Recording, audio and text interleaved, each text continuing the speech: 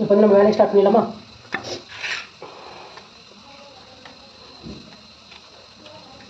வெண்டக்கா. ஸோ நிறைய பேர் வந்துட்டு என்னோட சின்ன வயசு ஃபோட்டோலாம் கேட்டிருந்தீங்க. ஸோ அது எல்லாத்தையுமே வந்து நான் ஷேர் பண்ணுறேன். ஏன்னா வீடு க்ளீன் பண்ணும்போது தான் வந்துட்டு அதெல்லாம் கிடச்சிது. ஓகேவா? சாரி. எங்கள் அம்மாவுக்குமே நல்ல முடி. ஆனால் எங்கள் அக்கா என்ன பண்ணிட்டா, எங்கள் அம்மாவுக்கு இவளுக்கு இருந்தது எங்கள் அம்மாவுக்கு. ஓகேவா? வெட்டி விடுறேன்னு சொல்லி இந்த அளவுக்கு வெட்டி விட்டா. எங்கள் அம்மா அழுது. நான் முடி அப்படின்றது எவ்வளோ பெரிய விஷயம். எங்கள் அம்மா அழுது. மோஸ்ட்லி நான் வந்துட்டு ஏன்னா நம்ம உடம்பா இருக்கிறதுனால அதில் தான் போடுவாங்க. எனக்கு வந்து நான் வந்து 7th அப்புறம் வேறு ஸ்கூல் போனேன். தமிழ் மீடியம் தான் ஃபுல்லாக வந்து படித்தேன். அப்போ வந்துட்டு எனக்கு இந்த ஸ்போர்ட்ஸு இதை பற்றின எந்த நாலேஜும் இல்லை. ரன்னிங் தெரியும், கொக்கோ தெரியும், அதுக்கப்புறம் அதை தாண்டி வேறு எதுவுமே தெரியாது. என்னை சொல்லி குற்றமில்லையே, காலம் செய்த கோலமடி, கடவுள் செய்த குற்றம்.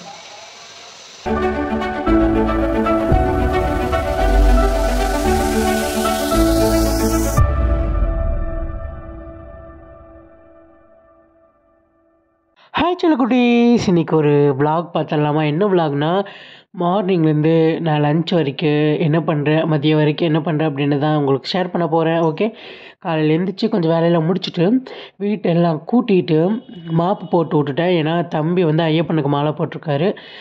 சாமி கும்பிட்றதுக்காக வீட்டெல்லாம் வந்து தொடச்சி விட்டாச்சு.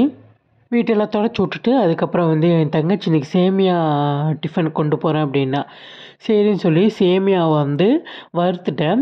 சேமியா ரவை எல்லாம் வறுத்து பண்ணும்போது ரொம்ப நல்லா இருக்குது.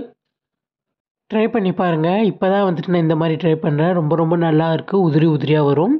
அதுக்கப்புறம் பீன்ஸு, கேரட்டு, தக்காளி, வெங்காயம் இதெல்லாத்தையும் போட்டு தாளித்து விட்டு சேமியா வந்து ரெடி பண்ணிவிட்டேன். பாப்பாவுக்கு சாப்பிட வச்சு கொடுத்துட்டு டிஃபனுக்கு வச்சு கொடுத்துட்டு அவளை வந்து அனுப்பிச்சி விட்டாச்சு. அதுக்கப்புறம் வந்துட்டு அப்பா சேமியா சாப்பிட மாட்டாங்க. அதனால் வெள்ளை ரவையில் உப்புமா பண்ணியிருந்தேன் அதே மெத்தடில். அதுக்கப்புறம் அம்மாவுக்கு வந்து கொஞ்சமாக கருப்பு கவுனி அரிசி கஞ்சி வைக்கலான்னு சொல்லிட்டு கொஞ்சமாக வறுத்து அதையும் அரைச்சி எடுத்து வச்சாச்சு. இது கூட வந்து கொஞ்சம் தயிர் போட்டு வெங்காயம் போட்டு அம்மாவுக்கும் அப்பாவுக்கும் வந்து கொடுத்தாச்சு. ஸோ காலையில் வந்துட்டு எல்லா வேலையும் முடித்தாச்சு. என்னது காலையில் சேமியா, உப்புமா, அப்புறம் அம்மாவுக்கு வந்துட்டு கருப்பு கவுனி அரிசி கஞ்சி வந்து வச்சு கொடுத்தேன். ஸோ அம்மா வந்து குடிச்சிட்டாங்க, எல்லோரும் சாப்பிட்டாங்க. இப்போ வந்து நம்ம என்ன பண்ண போகிறோம் அப்படின்னா, இப்போ குளிச்சுட்டு வந்துட்டு மத்தியானம் சமைக்கிறதுக்கான காய்கறியெல்லாம் நறுக்கி வச்சுட்டு மற்ற வேலைகள் எல்லாம் வந்து 1 by 1 நம்ம வந்து பார்க்க போகிறோம். ஓகேவா? ஸோ நான் இப்போ போய் குளிச்சுட்டு வந்துடுறேன். குளிச்சுட்டு வந்துட்டு என்னென்ன பண்ணுறேன் அப்படின்றத பார்க்கலாம். ஸோ நிறைய பேர் வந்துட்டு என்னோட சின்ன வயசு ஃபோட்டோலாம் கேட்டிருந்தீங்க. ஸோ அது எல்லாத்தையுமே வந்து நான் ஷேர் பண்ணுறேன். ஏன்னா வீடு க்ளீன் பண்ணும்போது தான் வந்துட்டு அதெல்லாம் கிடச்சிது. ஓகேவா? சாரி. இங்கே பாருங்கள், இதுதான் வந்து எங்கள் அம்மா சின்ன வயசில் இருக்கும்போது எடுத்த ஃபோட்டோ. ஓகேவா? 1 by 1 உங்களுக்கு நான் ஷேர் பண்ணுறேன். ஓகே,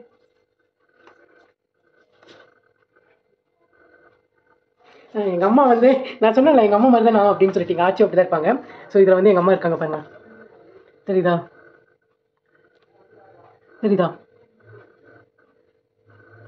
ஸோ இவங்க தான் வந்து எங்கள் அம்மா, எங்கள் அப்பா, அப்புறம் என் தங்கச்சி, என் தம்பி சின்ன வயசுலேயே வந்து சென்னைக்கு போயிருந்தாங்க. அப்போ வந்து எடுத்த ஃபோட்டோ இது. ஓகேவா? பார்த்தீங்களா, எங்கள் அம்மாவும் நானும் ஒரே மாதிரி தான் இருப்போம். இன்றைக்கி அதே கலர் தான் நானும் போட்டிருக்கேன். ஸோ இப்படி தான் வந்து எங்கள் அம்மா இருந்தாங்க.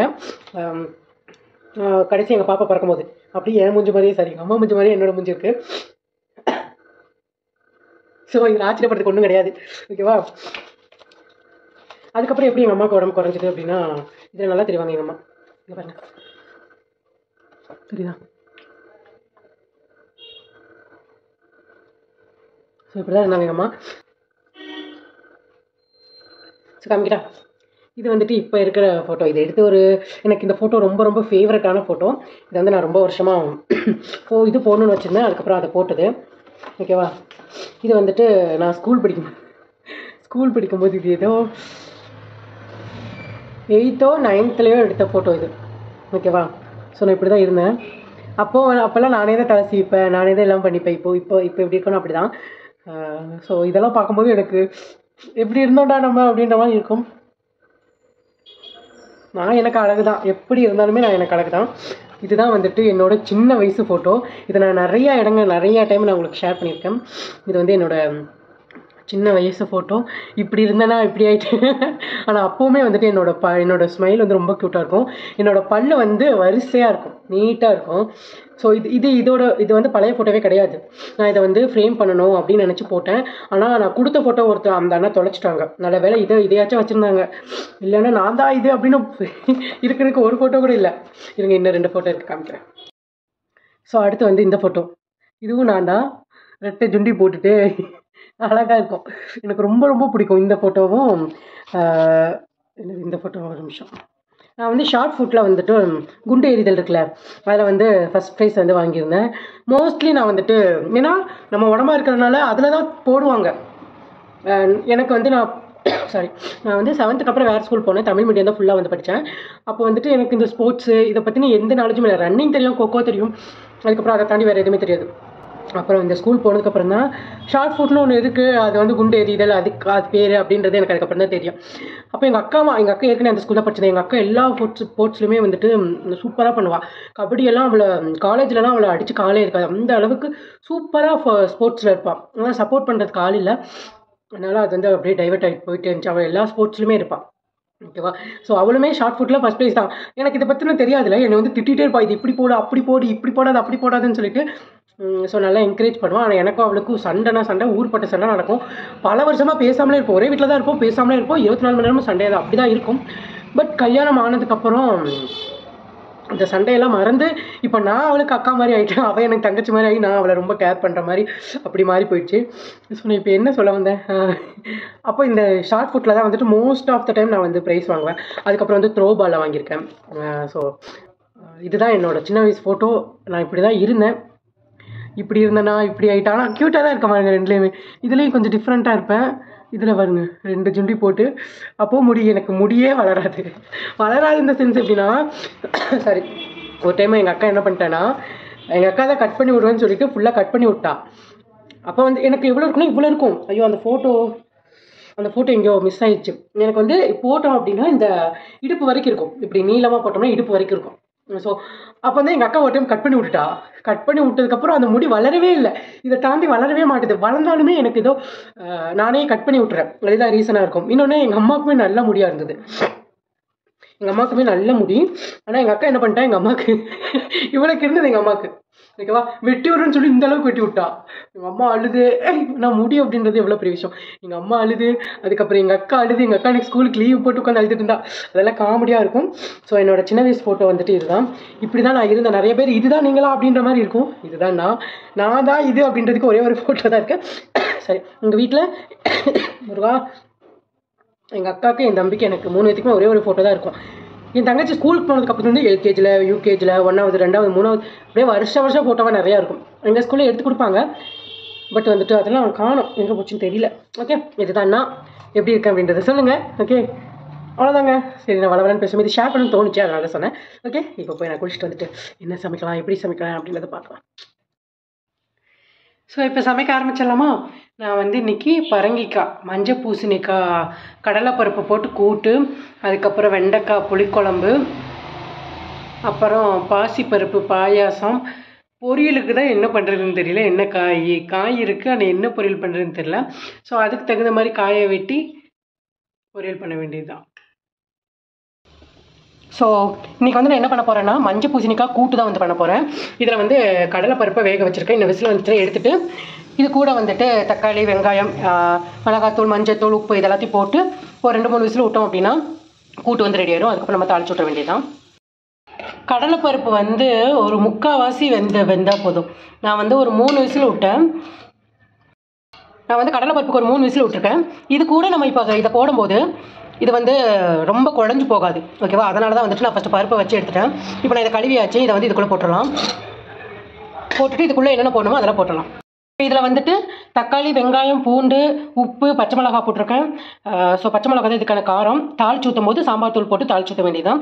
தக்காளி, அதுக்கப்புறம் வந்து காய் போட்டிருக்கேன், கொஞ்சம் சீரகம் போட்டிருக்கேன். இதுக்கு தேவையான அளவு தண்ணியை ஊற்றி ஒரு 3 விசில் வந்து விட்டு எடுத்துக்கலாம். ஸோ இங்கே வந்துட்டு பூசணிக்காய் கூட்டுக்கு ரெடி பண்ணி வச்சுட்டேன். இப்போ நம்ம வந்து வெண்டைக்காய் நிறுத்த வேண்டியது தான். கிளைமேட் வந்து கொஞ்சம் ஓவர் கூலிங்காக இருக்குது, அதனால் சுடு தண்ணியை வச்சு அப்பப்போ வந்து குடிச்சிட்டே இருங்க. சீரக தண்ணி குடிச்சிங்கன்னா எனக்கு வந்து ஒரு 2-3 நாளைக்கு முன்னாடி ரொம்ப கோல்டாக இருந்தது. ஆனால் சுடுதண்ணி வச்சு குடிச்சதுக்கப்புறம் எனக்கு வந்து இப்போ நார்மலாக இருக்குது. ஸோ சுடுதண்ணி நிறையா குடிங்க, அது கொஞ்சம் சீரகத்தை போட்டு குடிங்க. ஓகே ஓகே, இப்போ வந்து நம்ம வேலையை ஸ்டார்ட் பண்ணிடலாமா?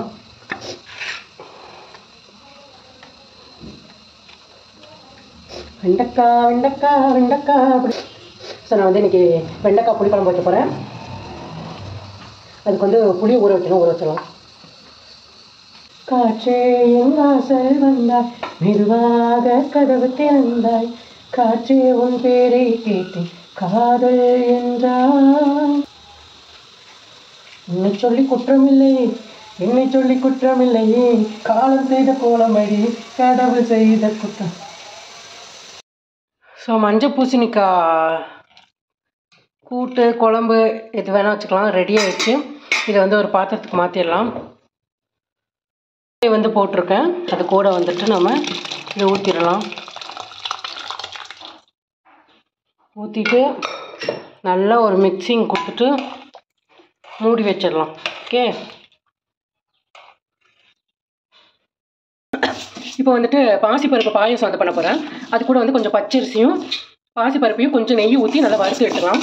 வறுத்து எடுத்துகிட்டு ஒரு 3-4 விசில் விட்டு எடுத்துட்டிங்கன்னா ரெடி ஆகிடும். அதுக்கப்புறம் மண்டபம் போட்டு ரெடி பண்ண வேண்டியதுதான். ஸோ நீங்கள் எந்த குழம்பு வைக்கிறதா இருந்தாலுமே தக்காளியை அரைச்சி ஊற்றி வச்சிங்க அப்படின்னா குழம்பு வந்து கொஞ்சம் கெட்டியாக இருக்கும். ஸோ இப்போ வெண்டைக்காய் குழம்புக்கு வந்து தக்காளியை வந்து அரைச்சி வச்சுருக்கேன். ஸோ அதை ஊற்றி வெண்டைக்காய் குழம்பு வச்சிடலாமா? புளிக்குழம்பு வந்து சூப்பராக ரெடி ஆகிடுச்சு, நல்லா கலர்ஃபுல்லாக. அதுக்கப்புறம் இங்கே வந்துட்டு பாயாசத்துக்கு மண்டை வெல்லத்தை கரைக்கிறதுக்காக போட்டிருக்கேன். கரைச்சதுக்கப்புறம் வடித்து நம்ம பருப்பில் சேர்க்க போகிறோம். ஸோ பருப்பு பாயாசம் வந்து ரெடி ஆகிடுச்சு. இப்போ நம்ம நெய்யை ஊற்றி பருப்பு போட்டு தாளித்து ஊற்ற வேண்டியதுதான். ஸோ நெய்யை ஊற்றியிருக்க இதில் வந்து முந்திரி திராட்சை இதையும் போட்டு வறுத்து எடுத்துட வேண்டியதுதான். ஸோ சூப்பரான பாசிப்பருப்பு பாயாசம் ரெடி.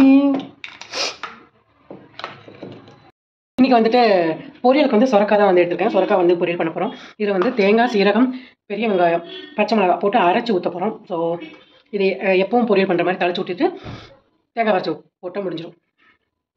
கொஞ்சமாக வந்து கோவக்காய் இருந்தது, அதையும் நறுக்கிட்டு அதையும் வந்துட்டு பொரியல் பண்ணிகிட்ருக்கேன். ரொம்ப சிம்பிளாக தான் பண்ண போகிறேன்.